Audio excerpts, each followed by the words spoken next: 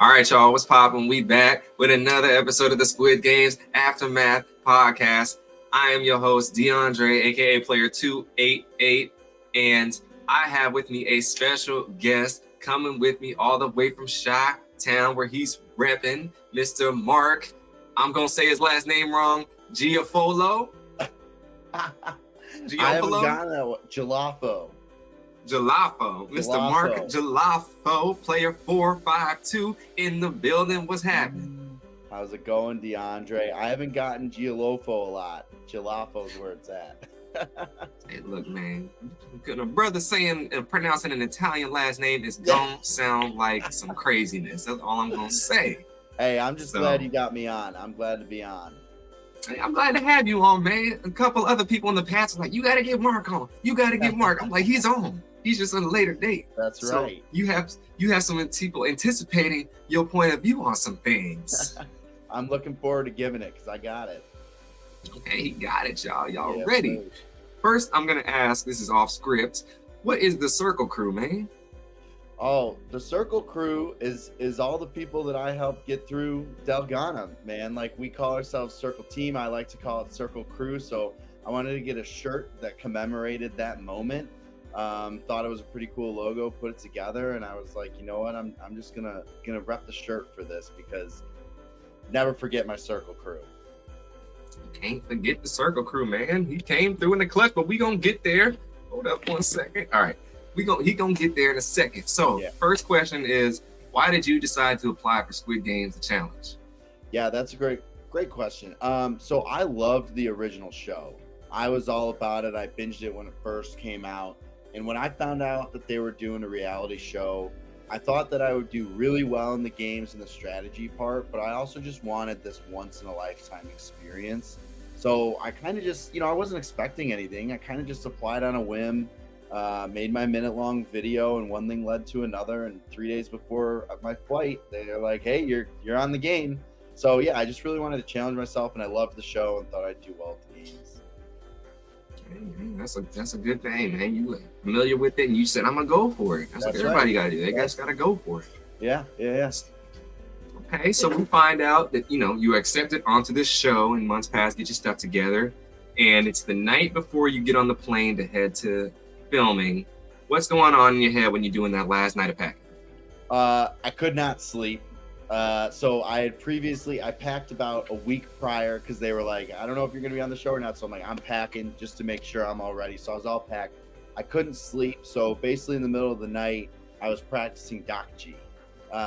The game where you throw it happened in one of the episodes on Squid Game, the challenge, but I couldn't sleep. My mind was racing. I was just so excited. I'd never been to London before even. So that was a new experience in itself. And I was just excited and ready to get on the flight and begin the adventure. But yeah, I was kind of practicing dalgona, and I was just doing my research on other games they might be playing. Okay, he was doing his homework. All right. So, staying up extra late. I mean, you can sleep on the flight, but yeah, exactly. You're ready to go.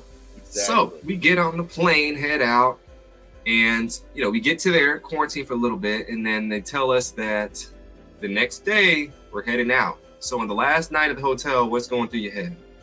The last night at the hotel, that was pretty similar. I took a different approach to the last night.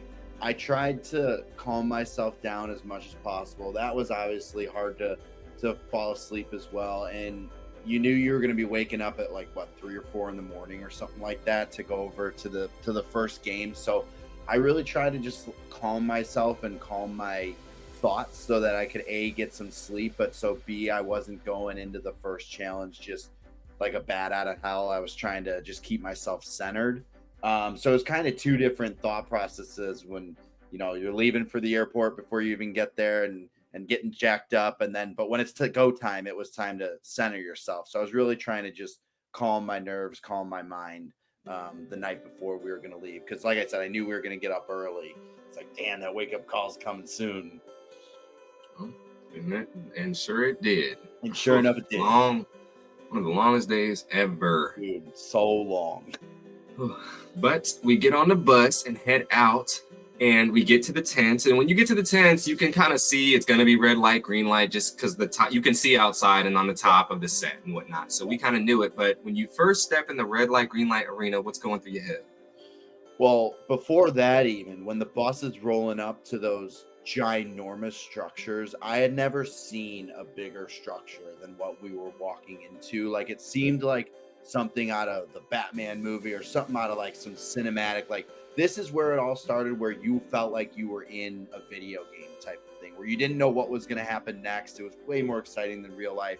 But when we stepped out on that arena for red light, green light, I mean, walking around the hotels beforehand, you see there's a shit ton of athletic looking people. There's a shit ton of, just everyone who's your competitors basically. So I'm like, damn, like you're going to have to compete with all these people and not really knowing like the fundamentals of how they were going to get people out and stuff like that. It was just so overwhelming, and you kind of had to just take it one step at a time and not get ahead of yourself. It was just like this, like the scope of everything was just tenfold from real life. And it's like, even though you weren't going up against someone specifically like mano a mano, you were still like, they were all your competitors, and you had to best all of them. So it was just really a truly like overwhelming feeling.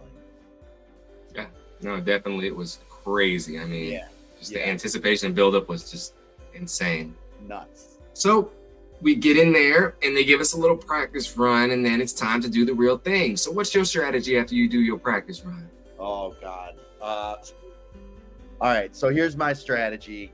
It didn't work out very well. My strategy was, because we thought that the way they were going to get people out was going to be the length of time that you had to stand still. So my strategy was, I was going to basically go down in a half crouch where like I had one knee on the ground, I had both hands out in front of me, and I'm like crouched down on the ground basically, because I didn't want to be standing for however long they were going to make us do that. So that's my strategy originally going through it. I was talking to another guy when we did the run through, we were like, yeah, that's the best way to do it. And so I'm like, this is like going to be so easy. I know it's going to be hard, but it's going to be way easier if I'm on the ground the whole time. So that was my strategy going into it. It didn't work out like I had planned it to. So you were crouched over in a ball like that? Pretty much, yeah, pretty much. God, yeah, geez, that sounds painful. Yeah, it was, dude. It was so painful. I'm just laughing thinking about this, and it's like, I mean, I'm just thinking about the squat girl and comparing it to that. So kudos to you. You're like at the. I hope they do a blooper reel and I get on that one, because they would have some great content from Red Light Green Light. Oh my gosh, release the tapes. I keep saying it, release the tapes. That's right. So yeah, you start out there and you're like, okay, this ain't gonna work out the whole time, because my legs are shaking, my arms are sweaty, my palms is weak, everything. And so we move until you find a new strategy. You're getting closer and closer and closer, and so you see the finish line in sight. What's going on in your head when you see like, okay, I could possibly make it? All right, can I back up for a second and say how I got there though? Go ahead. So I get down in the crouch position the first round, and we're there for like 45 minutes or however long it was.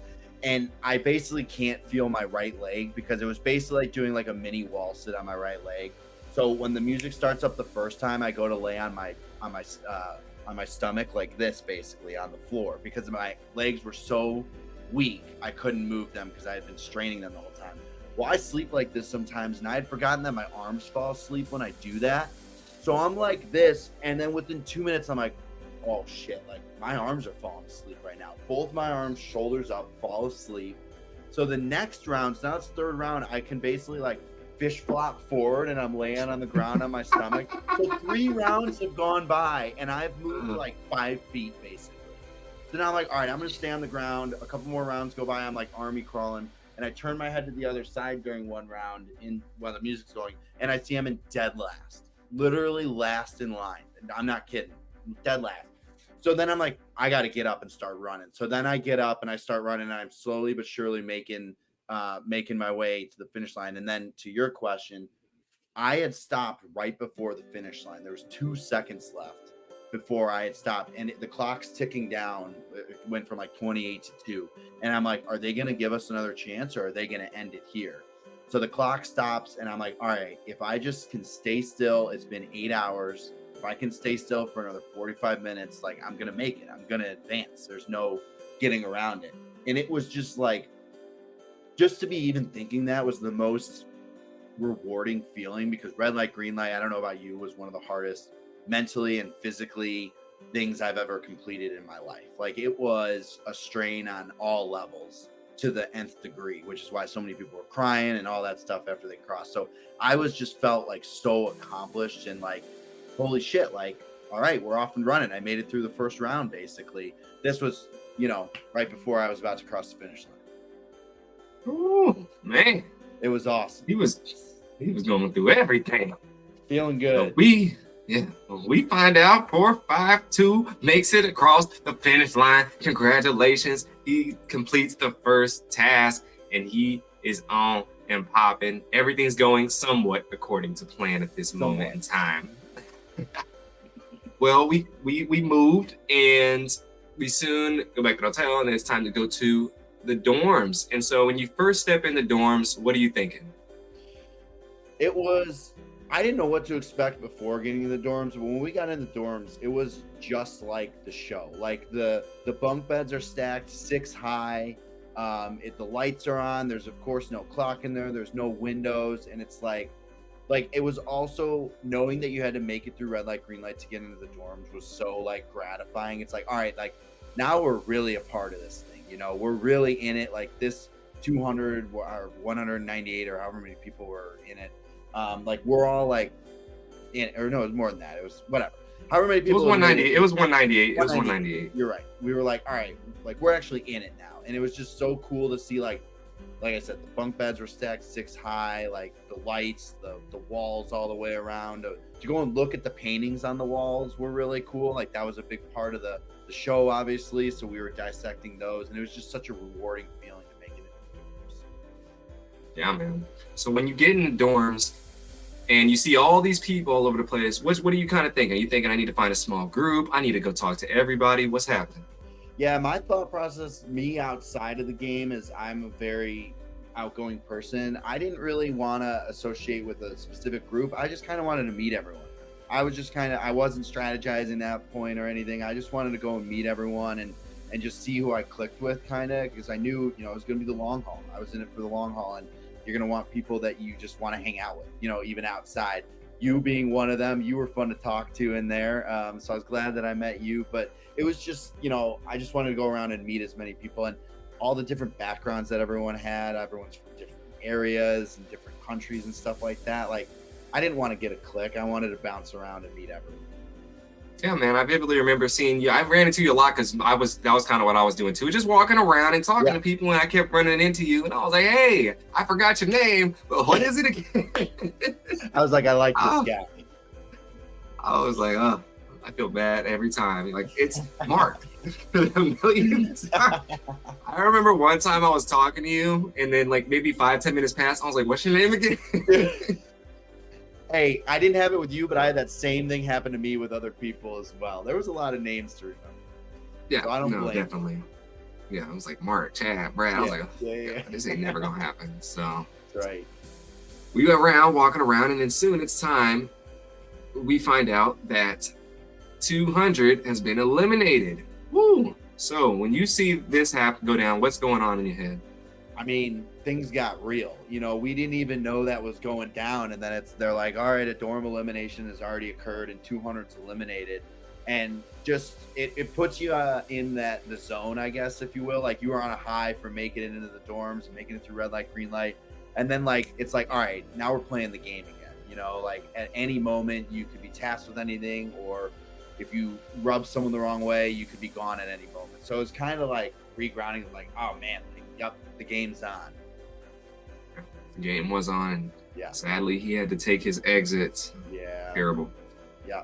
But we must move, and it is time to go to the second game. So we entered into the white room, and you see these 4 lines. What's going on in your head? Well, I mean, if you follow the show, we were like, we were thinking it's going to be dalgona, but having no idea, we figured there was going to be some sort of twist to it, but we didn't know what it was. So, I mean, truthfully, at that point, as dumb as maybe it was, I was like, I'm just going to stick with my friends. And one of my friends had already gotten in line and in line one. So I was just like, all right, I'm just going to, I don't know really what's going on. You really don't understand the strategy of the game fully yet. I was like, I'm just going to get in line one. And my friend happened to be first in line and my other friend was second. So I just got in line and third in line for group one. And it was just kind of like, walked there. There was no real strategy behind where I selected my line. Okay, he just said, I'm just gonna walk up in here. I mean, I don't know what's going on, but hey, yeah, find out. Yeah, exactly. You're one of the few people, I guess I would say, besides myself as well, as like didn't have a strategy going in there. We just kind of walked in our lines and that was it. So a lot of people had strategies in this little room. Surprisingly, I was like, oh, y'all was really thinking deep on this. Damn, I was unaware of that. Yeah, same. So we get in there and you were third in line, and then we find out in the first group, we find out that each person through the first group must make a decision, and that's what shape you get. So first line goes in there, boom, they're out. Second line goes in there, boom, they're out. It's your turn to step up to the plate. What are you thinking, man? What's going on? So after the first line got out, there's a edit of me in the show where I'm like, oh my God. And that's because I was like, oh shit, I'm third in line. Like this thing's probably making it to me. So I'm waiting in line and they're like, all right, you're about to enter into the room over the loudspeaker.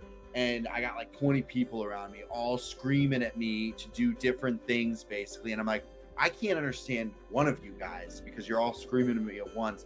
And it was like, I knew like, it felt like the weight of the room was on your shoulders, like it was just, the whole team was counting on you to A, not make the wrong decision, and B, hopefully make the right decision.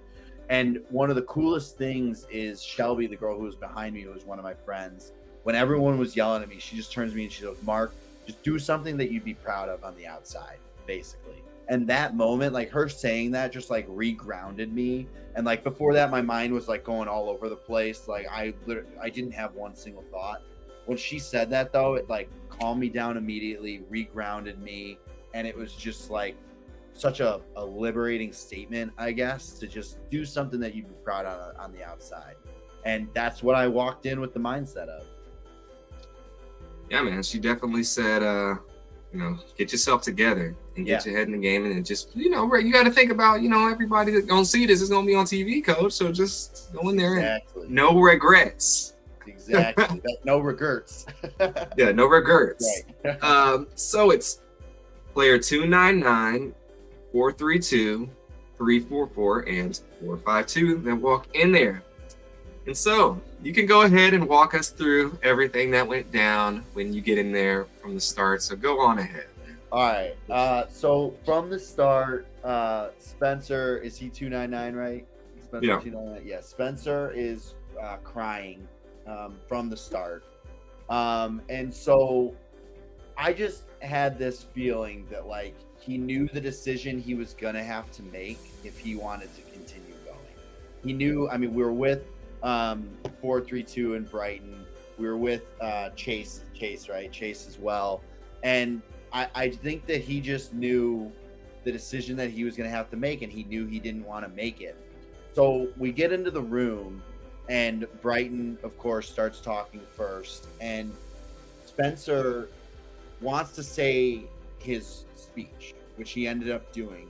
And Brighton wouldn't let him. Brighton kept trying to like talk over him, basically, to like convince him to go to Umbrella, which is the move that Spencer knew he needed to make. But Brighton wouldn't let him talk, and so I walked up to Brighton. I was like, Brighton, let him talk for a little bit. It took a little bit of convincing, but finally I got Brighton to let Spencer talk, and obviously Brighton's words influenced Spencer as well, along with Chad's of like, let's not get shot. That was great, I thought. So Spencer starts his speech, and we all kind of let him go, let him do his thing. And while he's doing that, I kind of slipped over back to circle and put my hand on it, basically. He finishes his speech. Brighton shakes his hand and said, we'll all help you if we're able to. And I mean, I don't know if that's what caused him to go over to Umbrella for sure or not, but obviously that didn't work out great. And so he goes and puts his hand on Umbrella with like 2 seconds left. And then we all went down in our order, like boom, boom, boom. I mean, that was, if you think about it, that was the fairest way, is whatever line you got into was the associated shape that you should have been with. So my team was 1, we were circle, triangle, star, umbrella. But it was just like, I honestly think it was the group of people that were in there where it all just kind of worked out as it should have, where you had Spencer who knew what he needed to do. You had the 3 of us basically trying to convince him, and it was just the right combination of people and negotiating skills that got Spencer to go to Umbrella. I don't know if it was a different group, if Spencer would have chosen Umbrella or not. We'll never know that, but I'm pretty sure it had something to do with the group that was in there. Yes, I agree with you. It had something to do with the group that was in there. Definitely the right combination happens. I mean, look, I talked to a lot of people about this, and I know there's very opposite points of view from umbrella line and circle line. Triangle and star, they're kind of just like whatever, you know. Sure. Very, very opposite points of view. You say that, you know, it's only fair that you go in order. Well, they gave the decisions to everyone in there to, you know, talk it out and make it work. Is that the fairest way to go? Because think about if you were in a different line, well, aka umbrella line. I was gonna say, well, tell me if you're umbrella, what's your rationale? What's the fairest way to go without playing? Well, after you know, my mindset in the game, it's like you said, everyone's coming to you yelling. It's hard to get a clear mind of what you actually want to do. Fortunately for you, you didn't really have to do much talking in there, so you kind of just did your thing. Yeah. Looking back, my proposition for the fairest way, from everything I'm going to do from now on in my life, that taught me a very valuable lesson. If I could go back in there, I would have said, hey, we're all not going to agree on who should take what shape. We get that. I think the fairest way to do it is everyone point to someone who you think should be the leader. Whoever has the most fingers pointed at them, they're the leader. They decide. I would have 100% agreed to that. That's an interesting way to go about it. Everybody shook their hands like that's the only fair way. I don't want no shaking hands and I'm not doing it still because that's not fair. No. We already agreed to this. And that's what we agreed on with the race too. But I spoke to the woman who was in my group with the race, and she said even if she lost the race, she wasn't picking umbrella. And I just like, look, we agreed to disagree at that point, and you got to just accept what it is if you make an agreement. And if you do that, you just got to be a person of your word. And I would have 100% accepted that. If you guys would have done that, would you have accepted that? I would have accepted that if all 3 of the other people would have said, this is the way to go about it. I would have accepted and said, all right, if that's the best way that you guys want to do it, we can do that. But I still think, and this is from the circle perspective, we got into those lines not knowing what they were associated with. Like the rest of the show is like a lot of it's chance. We got into those lines not knowing what shape was associated with what line. Like if it would have been reversed, if you would have been circle, would you have said what you just said, where everyone should point at each other? 100% agree with you on that. It's very hard because your mindset is set on this thing. So I might check. My opinion might be different. Sure, yeah. But me being in the hardest decision-making line group, and then seeing I see everything. You know, like I see everything from that. Sure. It's not. This is just me personally. I think it's easier to have a skewed version of that coming from the circle line, just because you have the decision to make. And same as I say on Glass Bridge, the people in the back have all these like opinions, but it's easy for them to say because they have the easiest route. They're like, well, just jump because they know they're safe already. Exactly. You know? You're right. So it's not. I don't think it's fair for somebody on umbrella line to say, oh well, 1 2 3 4 isn't fair. Well, that's just how they see it because that's what they're presented with, and you can't blame somebody for having that thought process. It took me time to get to that rationale because for a long time I'm like, it's not fair that they got to just go on the line. Like it took me some time, but I finally came to the consensus. Well, that's only what option they were presented with, so it's fair for them to go that way.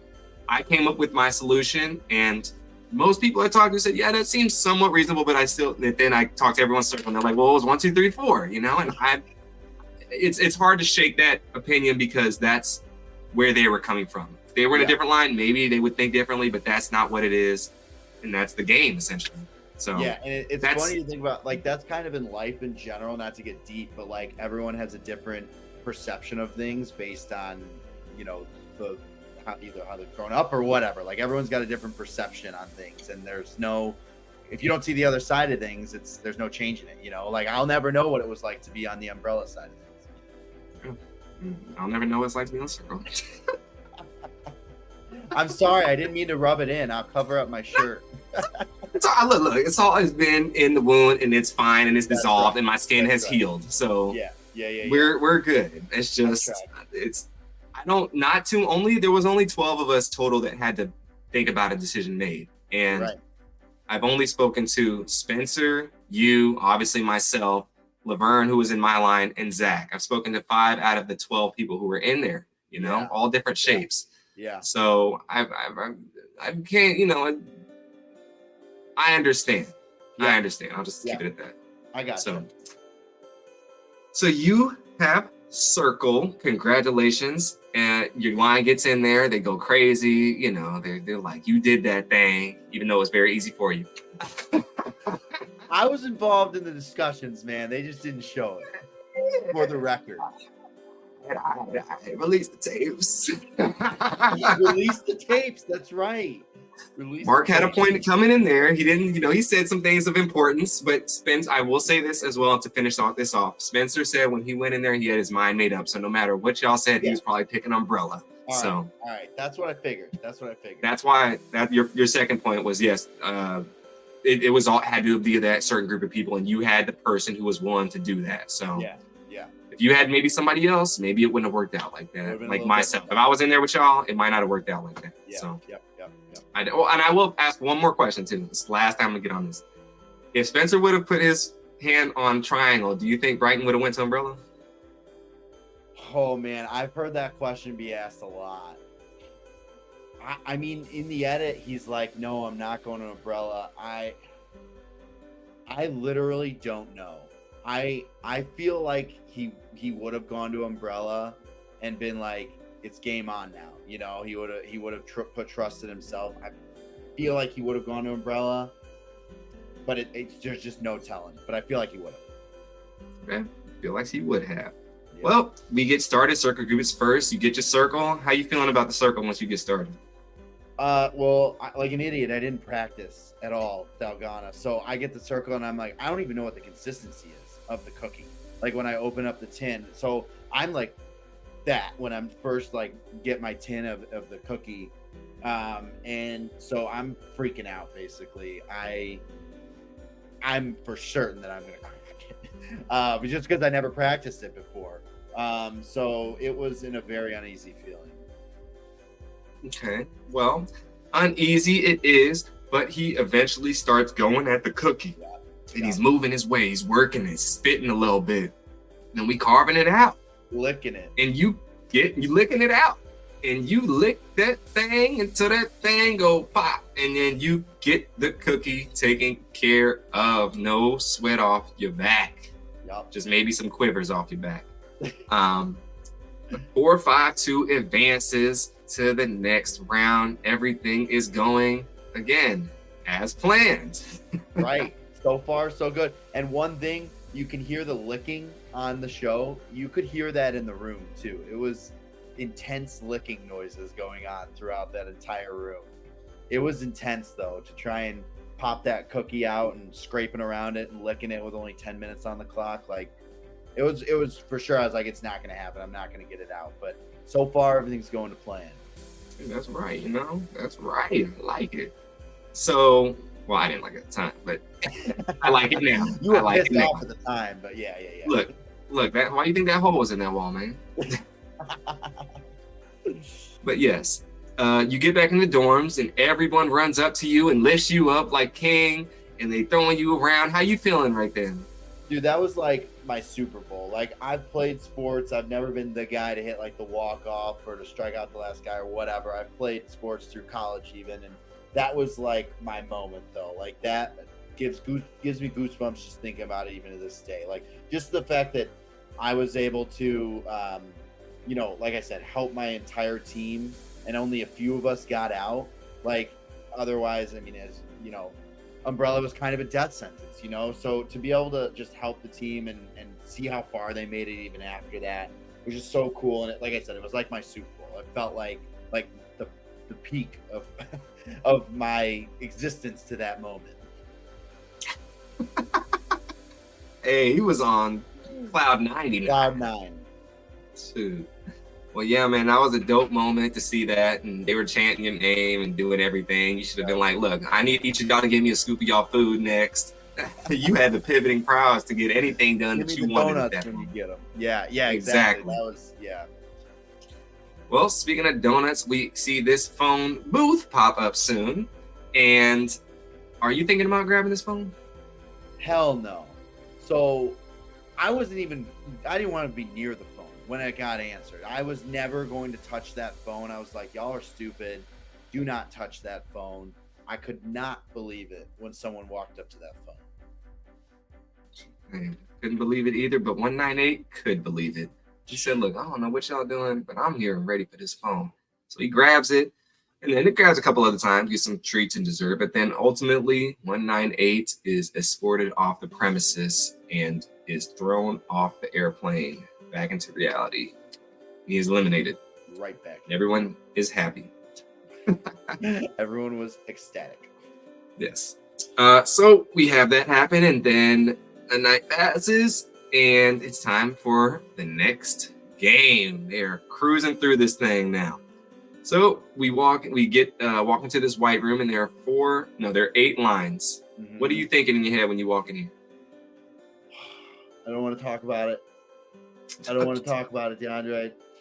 So we get in, and I'm like, well, first, let me go back. I didn't realize that the dude was trying to get Brighton out when he was doing that. I thought he was just being an ass and trying to get all the treats and stuff like that. So that was very interesting to see that stuff that you don't realize is going down when it was going down. But he got his.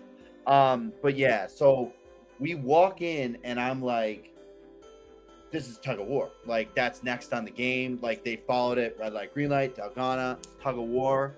I'm like, let's go. Like, I'm a pretty fit guy. I thought that I was going to be able to get, or I did get, with a really fit team. I mean, I was on freaking Brighton's team. I was on, like, all the big heavy hitters, basically. I was on their team, and I was like, this is a freaking lock. Like, we have the biggest team in these lines. I was like, I'm going to make it through the 3rd round. Like, this is going to be a no-brainer, so easy. Hey, this man said it's all going according to plan. That's right. That's right. Like clockwork, man. as much as it could have gone to plan to that point in time, it was going to plan.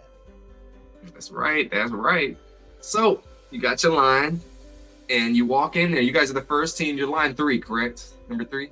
No, we were line 1. Line 1. Okay, you're line 1. So line 1 versus line 3. Yep. There was some conspiracy theories I had, and then someone else also kind of confirmed my thoughts. Is like, when the guard pulls your guys' team first or second, your number picks. Pulled our team first. Okay, you guys get pulled first, and then he pulls a second number, and he might be shuffling the balls around a little bit in there. He might have picked up a number and then put it back. So I mean, that's some conspiracy theories on that. I need those tapes too, Coach. We need all the tapes, man. I need everything, man. Everything. Oh God, dude. So yeah, you go. No, go ahead. Go ahead. No, go ahead. I was just gonna say they shuffled or whatever happened. We end up against group 3. And they stand up, and it's like not a big team at all. I'm like, this is a freaking. I mean, that might be where it comes in, but I was like, this is a lock. Like, we were all. You can kind of see us in the footage. We're like, let's go. Like, this is easy. Yeah, we all say it's easy peasy, lemon squeezy. But then y'all walk in the black room now, the arena, and you see that it is Warships and a battleship essentially. What is going on in your head when you first see this setup? Well, for one, I feel like I got I got played. Like, I should have known that it wasn't going to be that easy for that long. Like, I should have known that they weren't going to stick to the script. And I'm like, well, like, I guess it's all up in the air now. Like, it's for the most part, out of my hands. Like Battleship there's some strategy. There is strategy in where you place them and where you put the pegs in and stuff. But, if you're not captain, it's all in the hands of the other team. Like it's totally out of your hands. Yeah, definitely. And you guys select Jessie as your captain and Radika, I'm sorry, her name wrong, as the lieutenant. And she says, she raised her hand first. She wanted to be captain the whole. That's not true. That's not true. That's true. There was other people who wanted to be captain as well, but she would put the most convincing story on. Which I like Jessie. She's nice. Radika was super nice too, but until the edit came out, I didn't realize that she was just saying what she needed to say to become captain. She was telling Did you not want? Go ahead. No, go ahead. She was telling us how I play this like every month with my brother. We play it online. I just played it a few weeks ago. I know all the strategy, blah, blah, blah. And then the edit comes out and she's like, I'm just saying whatever I need to say to get to be captain, to put to put it in her hands. And so, that's the second time I got played in like a matter of 20 minutes.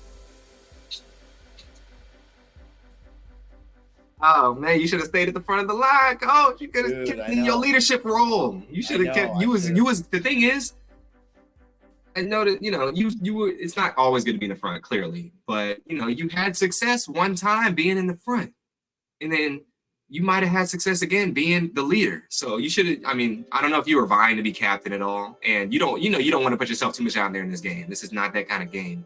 No. But was that ever going through your head? Like, man, like I did that in that leadership once. Maybe I should do it again. Did you think about that? So Brighton also put his hand up to be captain, and there was a lot of big personalities. So I honestly didn't push to be captain that much because there was already so many people vying for it.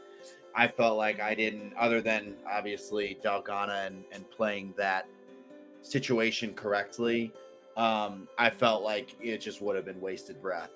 So I just I did vote for Jessie. I was like, yeah, it needs to be Jessie. So okay. I'm kind of partially to blame for that as well. But looking back on it, I do wish I would have put my hand up to be freaking captain. Like that's just something like where all my family is like, Mark, you get so lucky on shit. Like that would have been something where like, boom, boom, boom, peg out real quick kind of thing. I could just see it happening. So I wish I would have done it. Dang. Well, you should go watch Jessie's episode of the podcast because she breaks down that whole thing to clear up some air.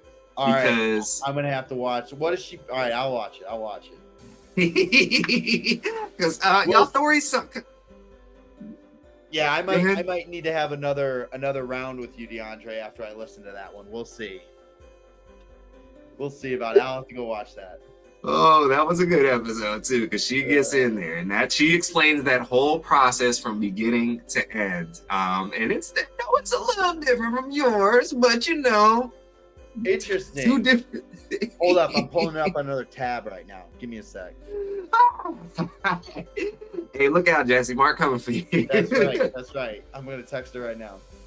Oh yeah, you should definitely, because it's just funny hearing two different, little bit different stories. But ultimately, yes, Jessie is captain, and it's her. She had her hand up first, and she was the one speaking out, and that's her, and that was it. So you end up getting in the 5-person boat. Why do you do this?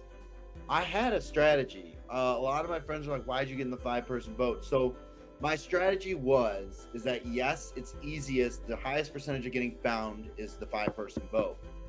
I was in between going in the 5-person and the 2-person boat, because in my mind, the 2-person boat, as soon as you're found, you're done. But if you're in the 5-person boat, you get essentially 4 additional chances for your team to sink if they need to sink 1 more boat or 2 more boats or whatever before they sink your boat. So my thought was, even if I'm found, they have to hit us 4 more times, which would only extend the amount of turns that we have to sink their 2 boats. So like you saw it with Trey and Leanne, they were in the 5-person boat. 4 of their pegs got hit, but then on the last peg, they sunk the other boat and they made it. So that was my whole premise of getting in the 5-person boat. From the start, I was like, I'm getting in the 5-person boat. There's no way. From the start. Like from the start, the 3-person boats were not even in my mind. 2-person maybe, but I was like, man, if you're found, you're done. So I was like, get me in that 5-person. He said, get me in the 5-person boat. Be in it. And so he does. And then there's miss after miss from both teams after a while, but then your boat gets hit first. And then it continues to get hit. Boom, boom, boom, boom. And unfortunately, this was not part of the plan. This is definitely not part of the plan, Coach. 68, 41, 422, 447, and 452 sink to the bottom of the ocean with the Titanic. Why you gotta do me like that? Bringing up old wounds, man. Hey, man. Man, you know, look now. I was crying a lot, y'all. You know what? I was rooting against y'all team. I ain't gonna lie. I knew it. Look, the other team was more likable. I'm sorry. No offense. In general, generally speaking, overall, like in the edit, the edit made it look like it. So I got you. All the magic. Yeah. But so I also got Brad's take on this game as well. He also said, so I posted, his is coming out later today. So his coming out at 5 p.m. tonight. So because he was capping on the other team. And he says he heard Brighton and someone, the one next to him, talking. And that's where he knew it. Yeah, he heard them talking in their boat. That's how he knew exactly where to go. That's what I heard. I did not. Someone else told me that. I forgot who. But that is bonkers. So if he would have just been quiet, like all of us were whispering, basically. If he would have been quiet, he probably would have been safe then. Is that what you're telling me? No. Like, that's nuts to think about. Oh, man. I hope Brighton doesn't hear that. He's probably already knows it. He probably already knows it. Yeah, he might, because Brad and Brighton were friends, and I don't know if he told him this or not. I'm sure he did, but yeah, that's what Brad said, and I was like, wow, because the captains are pressed up on there, and they can hear the other side. Yeah, that's true. Definitely, you have to have a little strategy in being quiet in that game, and you can't get too excited. And I think they just got too, excited at the point and gave away their spot. Because that's a big difference, knowing what side someone's on. I mean, you need all the information you can get, and you guys already hit their other ship too. So maybe if you didn't hit that, you guys would have won the game. Yeah, I mean, honestly, you're right, but I mean, it didn't matter. My boat was dead anyways. So you were out. So dude, that was like the most helpless feeling though. It was like watching your death in slow motion. As soon as we got hit the first time, it was like boom, boom, boom, boom. And it's like there's literally, you can't talk your way out of it, finagle your way out of it. It was just the most helpless feeling in the world.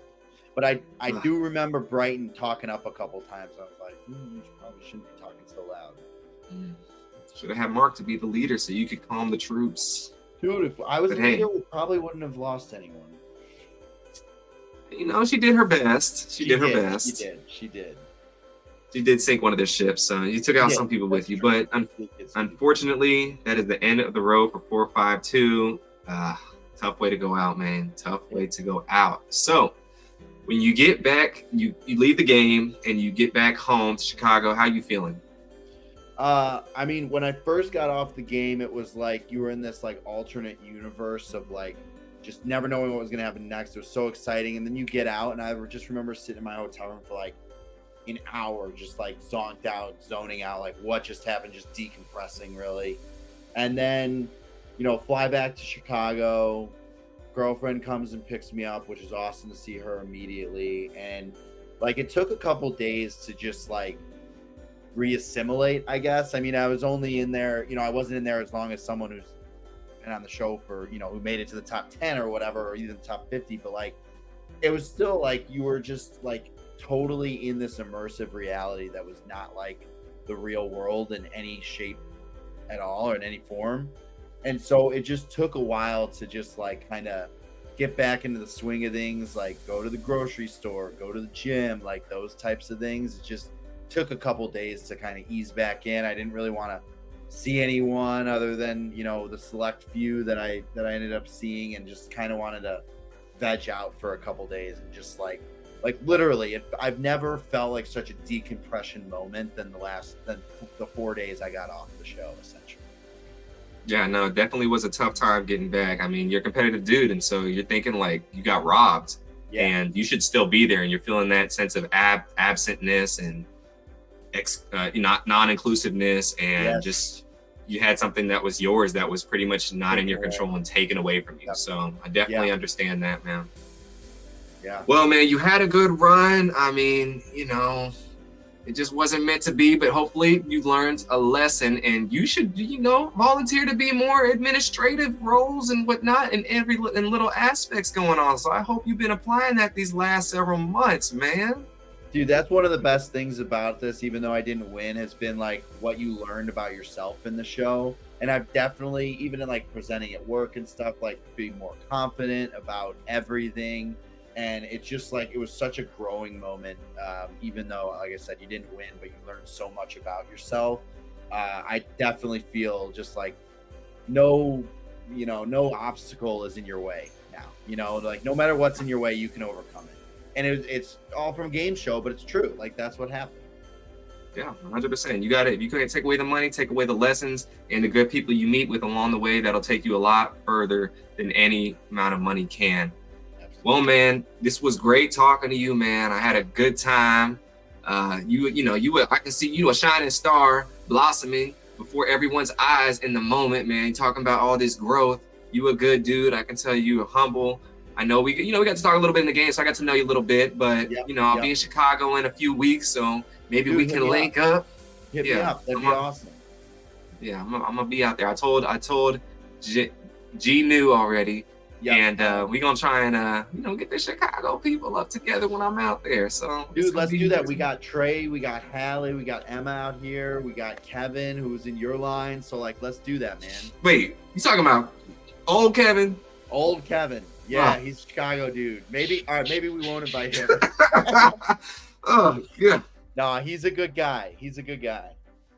I believe it. Look, I ain't gonna talk about what Kevin was doing after we got eliminated, but I'll just keep it at talking to him. But who knows? It might be his story against someone else. But I'm definitely hit y'all up, and we gonna link and whatnot. Let's do it. But yeah, appreciate you, man. Definitely have high respect for you. You're a good dude. I could tell that from first meeting talking to you.